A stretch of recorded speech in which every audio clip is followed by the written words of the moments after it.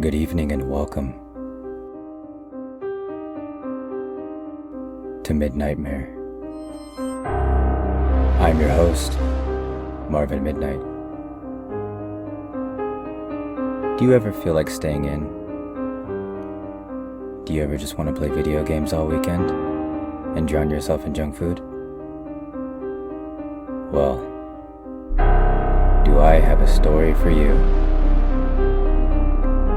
A story that might just make you think twice about staying home alone. So without further ado, please enjoy Inside.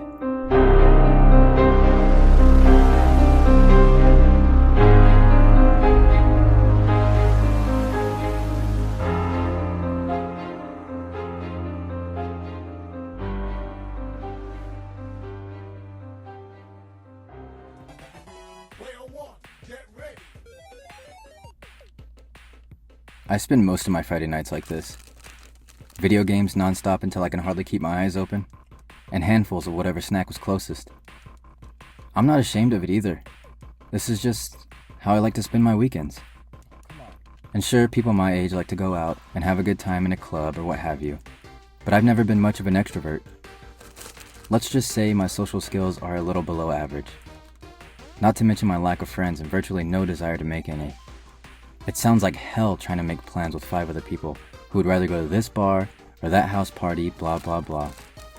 Why didn't those kinds of people just stay in high school? I'd much rather stay home, alone, where I can do whatever I want to do. No crowded dance floors or mystery stains on my shirt. No sweaty armpits or drinks that cost more than they're worth. Just me, my video games, and all the snacks I could ever want. Oh, and an extra large pepperoni pizza from Donnie's. That was fast for a Friday night. It usually takes about 45 minutes. I only ordered 18 minutes ago. I'm coming.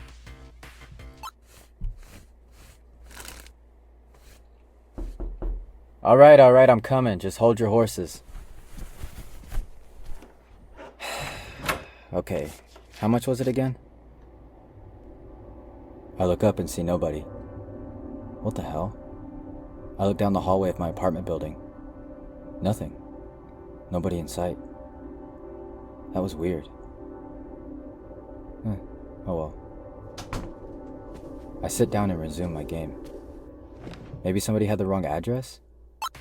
It's kind of unlikely though, considering I'm on the 4th floor. Nobody ever knocks on my door unless I've ordered food or my neighbors got my mail on accident. I'd be lying if I said I wasn't a little Hello? Who's there? Could you please open the door? What? I don't know who you are. Please, sir, open the door. I'm not gonna open the door for you. I don't know who you are. Please, sir. I'm in a lot of trouble, and I'm really hurt. Well, do you need me to call an ambulance No, or sir, I don't need an ambulance. I just need you to open the door, please. I don't know if I can do that. Please, just open the door. Look, man, I'm gonna need you to get away from my front door right now before I call the cops on you.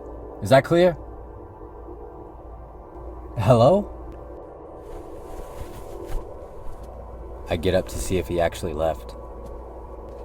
I make it to my front door and look through the peephole. Nothing. Okay, either somebody's really messing with me or my mind is playing tricks on me, and I don't think it's my mind. Whoever it was sounded like they really needed help though. Maybe I should have opened the door. But I didn't know who that guy was. Why would he come to me for help anyway? There's plenty of other apartments and it's nearly 10 o'clock at night. Besides, what could I have done to help him? If he really needs help, he would call 911, not come knocking on a random door hoping somebody will help him. Please open the door, man. I don't know what to do to help you. Please, just open Just the leave door. me alone, please. Whoa, dude. Hey. Hey, whoa. Get off of me, dude. He tackled me to the floor and started strangling me. I had no time to react because he ran straight to me, as if he knew exactly where I was. I told you to open the door. He said. His breath reeked of old garbage and cigarettes. With one hand, he reached into his shirt pocket, still strangling me with the other. He pulled out a coin I didn't recognize. You see this? He asked. Unable to respond, I nodded yes as best as I could. This coin is very special to me, and I want you to have it. The coin was in between his index finger and thumb. It was a silver bluish color and very large. On the side that was visible to me, I saw what looked like a skull and crossbones. Above the skull, it said, "Please enjoy your last meal." Underneath the skull, it said, "With death comes light." He shoved the coin into my mouth.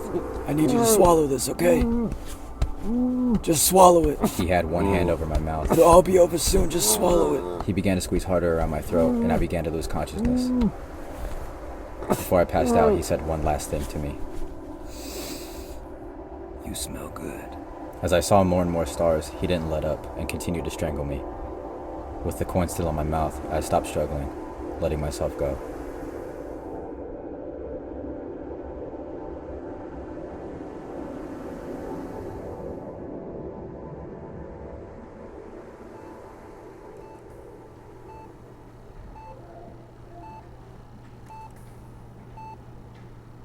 I came to in a hospital bed. There was an IV in my right arm and a blood pressure monitor on my left. The oxygen mask on my face hurt where it sat. I assumed because it had been there for a while. I looked out the window to my left and saw that it was now daytime. How long had I been here? How did I get here anyway? I looked around me in search of a button to call a nurse. I found it and quickly pressed it, more than once. I laid back and stared at the ceiling. My stomach growled. How long had it been since I had eaten? The last thing I remember eating was... Oh. I slowly remembered the man that attacked me. Was that real? Did he hurt me? I checked my body for any wounds and found nothing.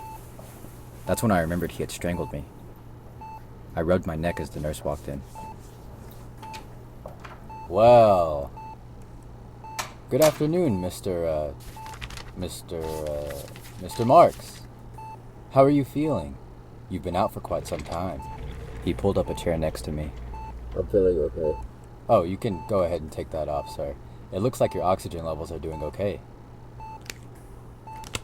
So, are you experiencing any dizziness or lightheadedness? No, not at all. That's good to hear. Let me just take this off of you. He removed the blood pressure monitor from my arm. So, do you remember what happened? I don't remember anything. The last thing I remember is... Well, we found you passed out in your unit. Door wide open and all. Your sweet old neighbor, Mrs. Fitzgerald. She was walking past your unit and saw that your door was open. After a quick examination, she noticed that you were lying on your living room floor, and she promptly called 911. What happened? Carbon monoxide. Carbon monoxide? Yep, a pretty serious leak, I might add. We rushed over as fast as possible to get you out of there. Another 10 minutes in there and you might have died. Fortunately, Miss Fitzgerald was passing at just the right moment to save your life. Shortly after, the whole building was evacuated. There was a pizza delivery man on his way to your unit, and our team stopped him from going in. And don't worry, we contacted Donnie's for you, and they are more than willing to give you a refund. Were there any signs of a break-in? A break-in? Oh, no. No, sir. No break-in. Then why was my door open? You see, it's pretty common to experience hallucinations when you're not getting enough oxygen to your brain. When you first arrived, your blood oxygen levels were pretty low, so you probably opened the door by yourself and you just don't remember. I can assure you, there was not a break-in. So he wasn't real. What's that? Oh, nothing. Just, thinking out loud. Oh, believe me, I do the same thing all the time. Well, if all sounds good to you, I'll let the doctor know that you're awake and we can get you out of here as fast as possible. Yep, sounds good. Alright, well, I'm glad you're feeling better. Your clothes are right over there on the counter if you want to go ahead and get dressed. The doctor will be with you shortly. Yep, thank you. Have a good rest of your day. I can't believe none of that was real. It felt like it really happened. Well, I want to get out of here. I hate hospitals. Huh? What's that? As I shook out my jeans, something fell out of my back pocket.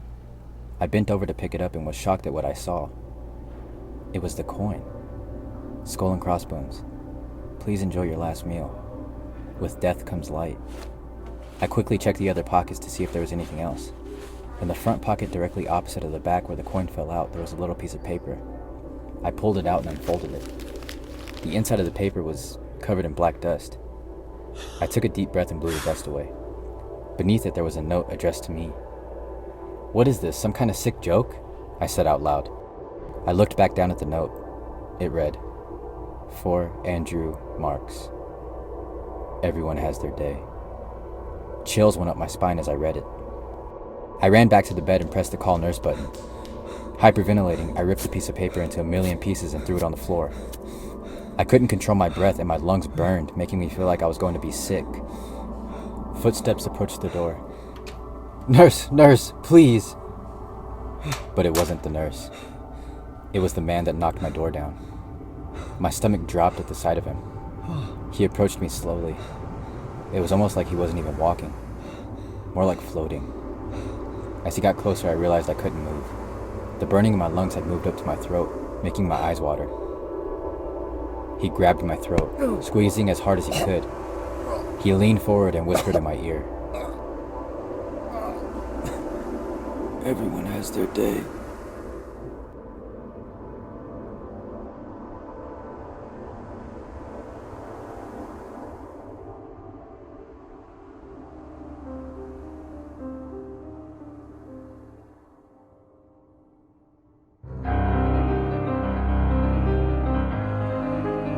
Thank you for listening. Does anybody else feel like they can't breathe? Anyway, that does it for episode 1, Inside. If you enjoyed, please leave a rating and visit our socials. Our Instagram is at Midnightmare Podcast, and our Twitter is at Midnightmare Pod. Until next time, sweet dreams and good night.